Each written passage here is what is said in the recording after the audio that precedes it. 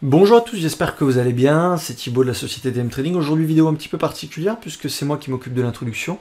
Mais je vais vous laisser entre de bonnes mains puisque vous allez avoir accès à un extrait de briefing sur le Forex et la crypto-monnaie. Cette fois-ci, c'est le coach Christy qui s'occupe de ces spécialités-là à DM Trading. Un ancien étudiant qui aujourd'hui travaille avec nous depuis quelques années et qui voilà, accompagne les étudiants, que ce soit en briefing ou en coaching, sur le marché du forex et de la crypto-monnaie, puisque vous le savez à DM Trading, on a plusieurs coachs avec plusieurs spécialités, dont vous avez accès quand vous nous rejoignez en tant qu'étudiant. Et il faut savoir que chaque marché a un petit peu ses spécificités, donc c'est pour ça qu'on a chacun notre marché et nos horizons de temps. Donc Yanis va vous faire un petit extrait, donc j'ai fait deux, trois petits cuts et une petite vidéo d'une vingtaine de minutes pour vous expliquer ce que fait Yanis lors des briefings, c'est-à-dire qu'il va avoir le calendrier économique, mettre en place des plans de trading, et puis vous allez voir un petit peu sa méthodologie, sa façon de penser, etc.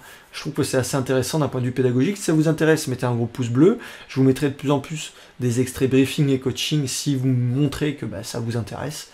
Et puis n'hésitez pas à vous abonner, laisser un petit commentaire. Vous allez en description télécharger votre formation gratuite comme d'habitude. Et puis, vous pouvez prendre un rendez-vous coaching avec Vincent ou moi-même pour faire l'état des lieux et le bilan de votre trading. On vous donnera quelques astuces. Il y a quelques places seulement, donc soyez sûr, quand vous réservez un créneau, d'être disponible. Allez, c'est parti. Bien, on va débuter par le calendrier économique de la semaine prochaine, étant donné que pour celui d'aujourd'hui, bon, les événements clés se sont déroulés. Donc, on attaque d'ores et déjà lundi 15 avril avec les annonces USA qu'il faudra suivre de près, hein, les ventes au détail principales. Donc, ici, ça sera sans l'automobile, bien évidemment. Et puis, avec en dessous les ventes au détail, et là, on inclut l'automobile et en plus, on ajuste l'inflation sur ces ventes-là. Donc, très important de suivre ces chiffres, pardon, dans la mesure que vous savez que la problématique actuellement, c'est qu'on a tellement vendu aux investisseurs l'espoir de voir la Fed, du moins de diminuer sa cadence sur le taux. Et là, pour l'instant, ce n'est pas du tout le cas. Peut-être que ces taux-là finiront peut-être par commencer à baisser uniquement l'année prochaine. Voilà, c'est toute la question. On vend beaucoup d'espoir actuellement sur une baisse de taux, donc ce qui a fait flamber un peu les marchés dans l'achat de cet espoir. Et pour l'instant, l'espoir ne se concrétise pas. Alors reste à savoir si les investisseurs vont longtemps conserver cet état d'esprit, cette psychologie, ou bien peut-être qu'on aura de fortes corrections. Ma foi, il faut noter tout de même que le secteur tel que la tech est très résistant. Nous verrons ça par la suite. Donc, ce qui laisse présager que il- les marchés se sont habitués à cette, comment dire, à ces manœuvres de politique monétaire. Donc, finalement, certains secteurs n'en tiennent même plus compte de ces annonces sur les taux et d'autant plus de la rigueur sur le marché du travail. Donc, on s'interroge vraiment s'il y aura une baisse des taux cette année. Donc, c'est toute la question. Toujours est-il que le dollar cote actuellement et la pierre à trader actuellement, c'est bien sûr l'euro USD, essentiellement l'euro USD, pour des raisons de swap de taux sur les deux devises. Alors, on aura bien sûr le mardi aussi le PIB de la Chine, donc problématique en Chine aussi actuellement, puisque bon, la consommation est en berne, les exportations chinoises ne décollent pas, l'ouverture de l'économie chinoise ne se remet pas depuis la période Covid, ce qui pose problème à nos grosses boîtes de luxe telles que LVMH, telles que Kering encore, qui a des difficultés actuellement non seulement par le biais de sa marque Gucci, mais aussi parce que, bon, très dépendant aussi de la consommation asiatique. Donc faut être vigilant à tout ça, c'est un ensemble. Alors il faut savoir que, si vous voulez, le dollar influe les matières premières qui elles-mêmes influent le marché des obligations qui lui-même influe le marché des actions. Voilà, donc tout ça, c'est corrélé, c'est des relations intermarchés, donc il faut suivre de près.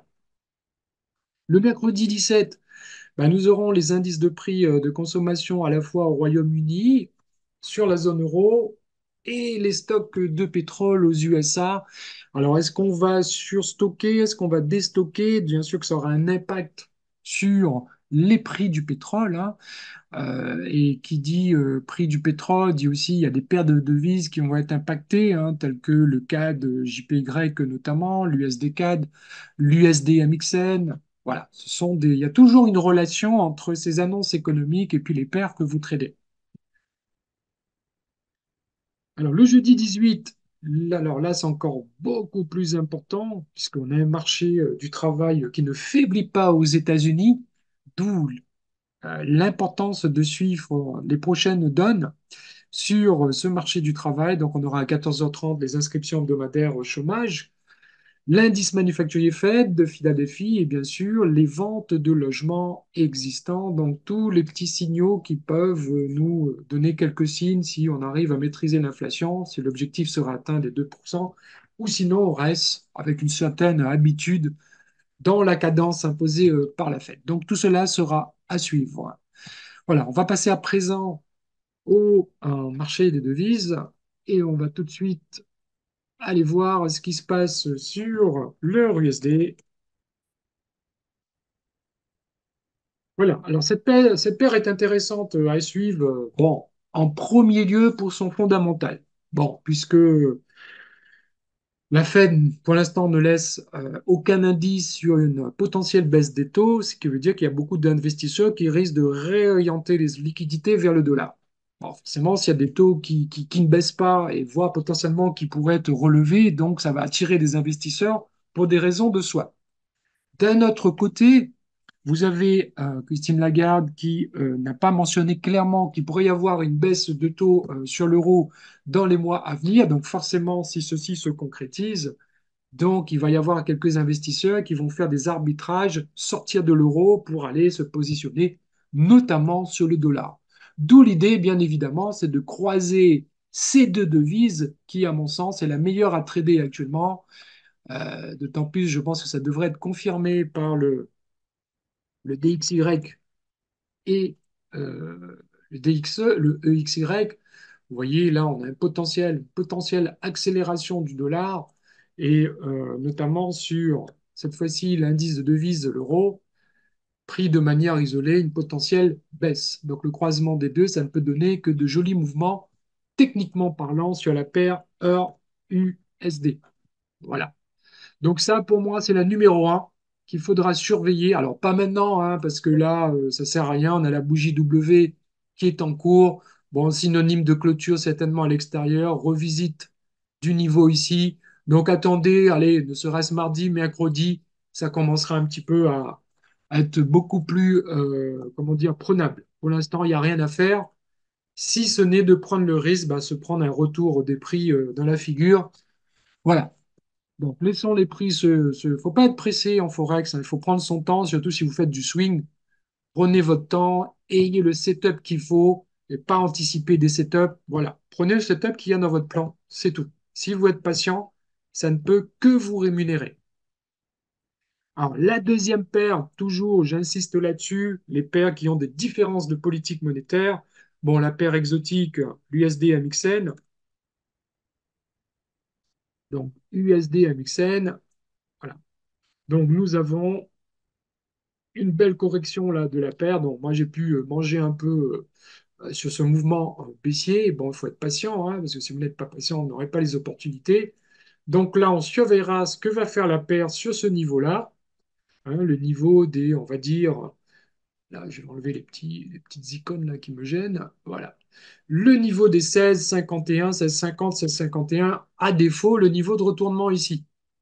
Ce qui tombe bien, puisqu'on a le gros niveau hebdo, voilà, qui est juste au-dessus, les 16, 68, 70. Et là, nous avons un bon retour des prix qui pourrait, à mon sens, aller le chercher le niveau hebdo ici pour, évidemment, comme souvent, accumulation. Voilà. Donc, si on a cette figure-là, ben, c'est top. Voilà. Parce que ça vraiment, ça veut dire on marque une pause, on accumule pour aller beaucoup plus loin, chercher beaucoup plus loin. Donc ça, ce sont vraiment les paires, moi personnellement, que je surveille, hein, l'euro USD et l'USD MXN. Voilà, après tout ce qui range, etc., on laisse de côté, puisque ça ne va pas vous donner de jolis mouvements ou à dépôt des faux signaux. Voilà. Donc, ceci dit, Vous savez que l'heure USD est intéressant. Il y a deux autres paires qui marchent avec, c'est le GBP USD, comme je vous l'ai déjà dit, le GBP USD. On aura le même graphique, hein. Voilà, on aura le même graphique, mais votre intelligence de trader doit vous permettre de savoir laquelle des deux paires qu'il faudra choisir. On ne va pas faire les deux, parce que les deux, c'est s'exposer doublement, ça n'a pas d'utilité. Voilà, à moins de vouloir couvrir son portefeuille, prendre un trade en sens inverse pour couvrir son portefeuille, pourquoi pas. Mais sinon, je n'ai pas trop d'utilité d'aller à la fois prendre une position sur l'euro USD, une autre position sur le GBP USD, une autre position sur l'autre USD, sachant que ces trois paires expriment la même chose. Voilà. La question là, dans un cas pareil, qu'est-ce qui est plus intéressant? Trader l'euro USD ou trader le GBP USD? Ben, vous regardez ce que fait l'heure USD, l'heure GBP, pardon, heure GBP. Voilà. L'heure GBP. Alors, qu'est-ce qui se passe sur le GBP alors, on va mettre sur le weekly, hein, sur l'horizon weekly. Voilà. Je sais que le GBP, pour l'instant, je dis bien pour l'instant, voilà, et laisse entrevoir une meilleure performance que l'euro, puisque là, évidemment, on pourrait avoir un biais baissier ici. Donc, on a le GBP qui cote, qui a une performance beaucoup plus intéressante que le GBP. Par ailleurs, je sais que le dollar est très fort actuellement, et au dollar, je dois lui trouver la paire qui est beaucoup plus faible. Voilà. Donc, entre l'heure USD et le GBP USD, si le GBP prend le dessus ici, ben, il vaut mieux aller sur l'euro, puisque l'euro, ce sera la paire la plus faible, la devise du moins la plus faible. Trader l'heure USD. À l'inverse, si j'ai un euro qui cote, qui performe le GBP, ben, j'irai croiser le dollar GBP. Voilà. C'est ça que j'appelle l'intelligence du trader, pas aller chercher n'importe quelle paire pour trader, faire des graphiques, c'est beaucoup de temps, beaucoup d'argent, etc. Prenez des paires qui emmènent, voilà, comment dire, du spread. Voilà. S'il n'y a pas de spread, n'allez pas sur ces paires-là. Vous allez perdre de l'argent, surtout sur le Forex. Ça sert strictement à rien. Voilà. Donc ça, c'est la première chose, la première technique, le filtrage. Voilà. Donc ça, c'est votre gros travail, savoir filtrer les paires. Ça, c'est le plus important pour moi, le filtrage. Voilà. Pour ceux qui viennent en coaching, j'insisterai là-dessus. Voilà. Après le filtrage, là, effectivement, vous entrez dans la technique. On n'est pas encore dans la technique, là, on filtre. Voilà. Donc, l'heure USD est un choix intéressant. Toujours est-il, si vous gardez le GBP USD, si vous gardez le GBP USD, voilà, évitez d'aller trader l'heure USD. N'a aucune utilité. Voilà. C'est s'exposer doublement. Donc, forcément, si vous vous exposez doublement, c'est pas trop intelligent comme gestion de paire de devises sur le Forex. Voilà. Il y a une autre paire qui, pareil, et là aussi, je fais appel à votre intelligence, l'OD USD, qui varie dans le même sens. C'est pareil. Le USD, le GBP USD, l'OD USD, c'est pareil. Sauf que l'OD USD, il y a un point qui est crucial. Il y a un point qui est crucial. C'est qu'en Australie, d'accord, on produit de l'or, on exporte de l'or. Et l'or cote bien ces temps-ci. Donc forcément, donc cette devise-là, certes, elle va avoir une variation identique que l'or GBP, mais de manière moins prononcée, parce que l'or vient justement ralentir, voilà, les ardeurs de- du dollar australien. Voilà. Par ailleurs, vous savez que ça tourne pas mal sur le pétrole. Voilà. Vous voyez que le pétrole, ça grimpe. Bah, tout de suite, le réflexe, un exportateur de pétrole, Canada, un consommateur, le Japon. Donc, allez déjà regarder ce qui se passe sur le CAD JPY. Voilà. Préparez vos graphiques. Voilà. Vous savez que le CAD exporte. Donc forcément, ça va faire coter, performer l'économie canadienne. Donc la recherche de la monnaie canadienne pourrait être envisagée. Donc, et après, vous allez préparer vos graphiques. La technique, c'est dans un second temps. Voilà. Donc là, il n'y a rien à faire, puisque là, on est en train d'accumuler tout simplement. On attendra. Voilà, on accumule, on accumule. Et puis, l'idéal, bah, c'est que les prix reviennent là pour acheter, ou les prix vont là-haut si jamais le dollar canadien s'affaiblit pour vendre là-haut et prendre tout le mouvement baissier. À l'inverse, l'idéal, c'est d'acheter ici pour prendre tout le mouvement haussier. Donc voilà, ce travail de sélection, on va dire, d'actifs sur le marché des devises, ça, c'est primordial. Filtrer ses pairs. Voilà. Regardez ce qui se passe dans l'économie globale, hein, et puis vous essayez de manière intelligente d'aller filtrer ces pertes.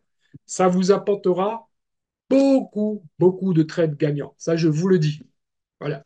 Si maintenant vous allez trader n'importe quoi, des trucs qui sont dans des ranges, à faire des mouvements erratiques qui n'apportent rien du tout, si ce n'est que perdre ses trades, voilà. C'est pas trop intéressant. Voilà. Avant la technique, c'est vraiment l'intelligence sur le choix des paires.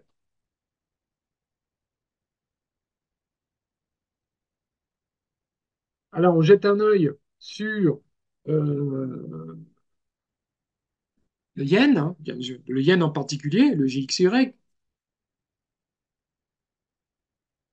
Voilà. Là, devant les graphiques pareils, il ne faut pas se contenter uniquement de la technique.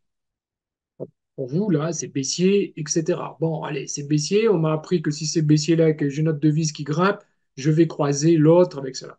Mais attention, il ne faut pas oublier après l'aspect fondamental. Est-ce que le Japon va accepter que sa devise, hein, se casse la gueule? Ça, c'est une première question. Voilà.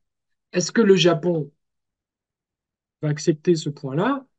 Dans ce cas, si la réponse est non, il faudra se méfier du yen parce qu'à tout moment, la banque du Japon pourrait effectivement défendre sa monnaie. Donc ça doit être toujours à côté de votre tête, ça. Voilà. Je vais trader la paire JPY. La paire JPY, enfin la devise JPY, la devise yen, est menacée. À tout moment, la Banque centrale du Japon pourrait intervenir pour défendre sa monnaie parce que ça fait partie de sa politique monétaire.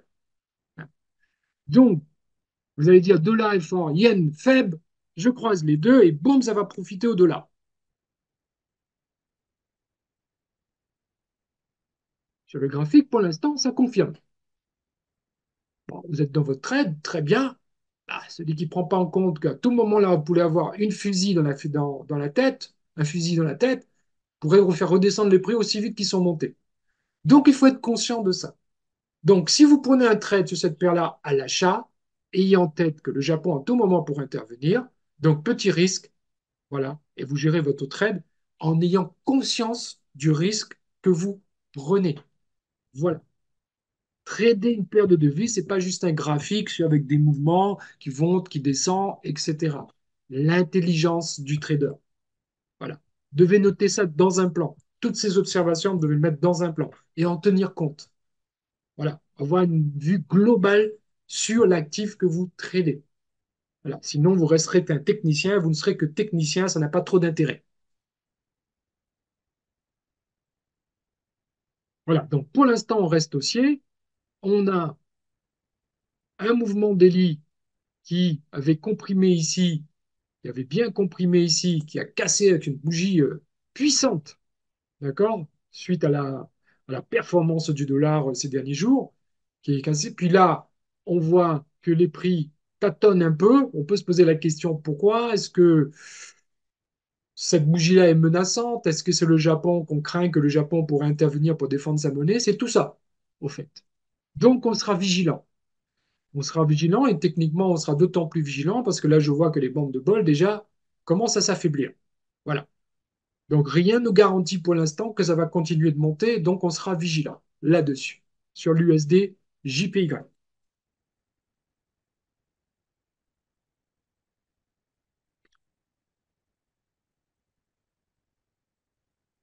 Alors, sur comment dire, Le SP500, pour ceux qui tradent le SP500, en l'occurrence, moi je le trade.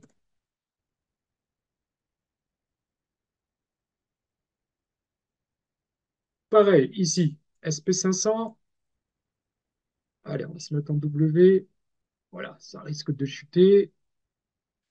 On va mettre un petit peu nos graphiques. Alors, est-ce que j'ai pris le bon? Il me semble avoir déjà tracé. Voilà, c'est celui-là. Voilà. Bon, je trade le SP500. Qu'est-ce qui a fait la force du SP500 l'année dernière? Ce sont les valeurs technologiques, les 7 mastodontes. Bon, la première des choses que je vais devoir surveiller, puisque je sais que ces mastodontes pèsent dans le SP500, allez voir ce que font ces mastodontes. Donc, je regarde le XLK,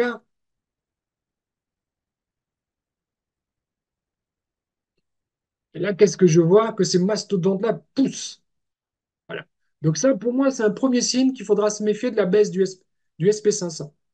Voilà. Puisque vous avez le secteur de la tech là qui a repris la main. Regardez, hein, là, on a mis tout le monde au vent et on est revenu dans ce range de daily.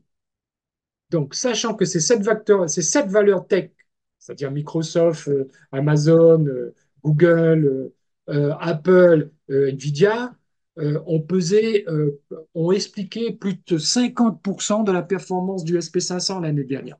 Donc, ce n'est pas rien. Ce n'est pas rien. Donc, quand je vais trader mon SPX 500 et que je vois un graphique comme ça, voilà, je m'en méfie. Quand je m'en méfie, je ferai attention à ces niveaux-là parce que je sais qu'à tout moment, voilà, à tout moment, ça pourrait réagir. Donc, au lieu de prendre des trades sans explication vraiment fondée, voilà. Donc, tout ça, il faut vraiment prendre l'habitude d'avoir cette vision globale des marchés et ne pas s'arrêter qu'à l'aspect technique des choses et ne pas avoir d'explication pourquoi vous perdez parfois, quand bien même vous pensez être dans le bon sens parce que votre graphique vous a dit qu'il fallait, ben voilà, j'ai eu un setup là, il faut que je vende ou que j'achète, et vous voyez que ça ne va pas dans ce sens-là. Voilà. Pas parce qu'il y a d'autres raisons derrière. Voilà. Alors l'or,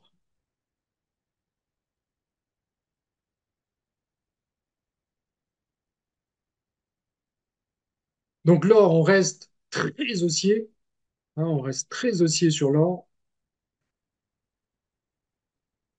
Voilà, donc vous, il n'y a pas lieu de vendre de l'or actuellement, hein. Vous voyez, c'est net, c'est clair, c'est limpide. Voilà.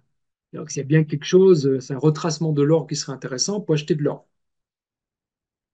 Voilà, il faut agir vraiment. Donc si l'or gonfle comme ça, alors que le dollar lui-même, il est fort, vous voyez bien l'incohérence. Le dollar est très fort, l'or est très fort. Alors on sait très bien que le dollar influe les matières, influe l'or, qui lui-même influe les obligations, qui elles-mêmes influent les actions, etc. Donc là, on voit qu'il y a certaines choses qui ne tournent pas rond. Quand ces choses ne tournent pas rond, on essaye de voir où pourrait être la menace. Voilà.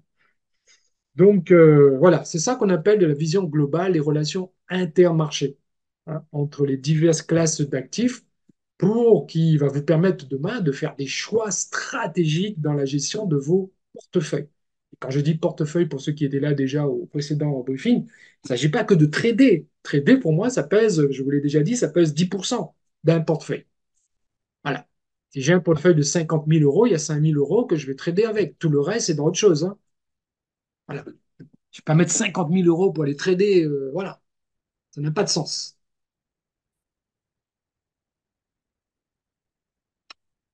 Donc voilà les petits points de marché que je voulais vous transmettre pour changer un petit peu par rapport à d'habitude, hein. Si vous avez des questions, n'hésitez pas. S'il y a une paire qui vous intéresse, n'hésitez pas.